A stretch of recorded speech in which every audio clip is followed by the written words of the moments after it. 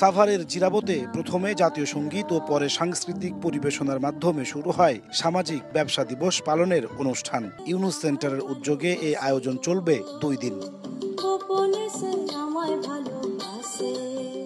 অনুষ্ঠানের প্রথম দিনে অংশ নেন প্রধান উপদেষ্টা অধ্যাপক ডক্টর মোহাম্মদ ইউনুস। মূল বক্তব্যে তিনি বলেন, বিগত সরকারের আপত্তি থাকায় দিবসটি পালন করা সম্ভব হয়নি।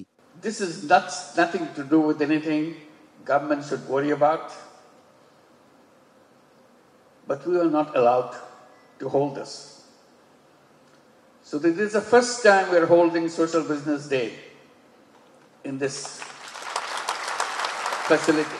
বর্তমান বিশ্ব স্বার্থপরতা দিয়ে গড়ে উঠেছে উল্লেখ করে প্রধান উপদেষ্টা বলেন, ভুল পথে চলার এই যাত্রা ধ্বংসের মাধ্যমে শেষ হবে। এই অবস্থায় অনুদানের মাধ্যমে নয়, সামাজিক ব্যবসার মাধ্যমে জনগণের স্বাস্থ্য সেবা নিশ্চিত করতে হবে। We say selfishness is very much in us. Message is we are on the wrong path.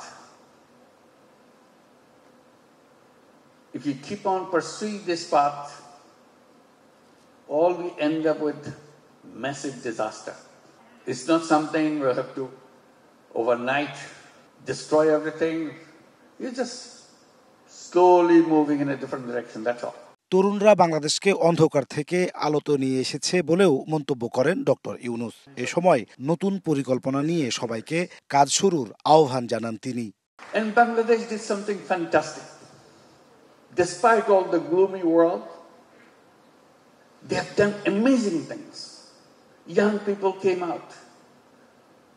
They said enough is enough. Get out. They gave their life. In a very short period, few days, they moved the country from the extreme darkness to the bright light. And that's the young people. So let this Social Business Day bring change, not only one country, it's a whole world, whole civilization. We can do it. Let's make it happen. পরে সামাজিক ব্যবসা দিবস উপলক্ষে আয়োজিত মেলার বিভিন্ন stall পরিদর্শন করেন প্রধান উপদেষ্টা। নাজমুস সালেহী, সময় সংবাদ, ঢাকা।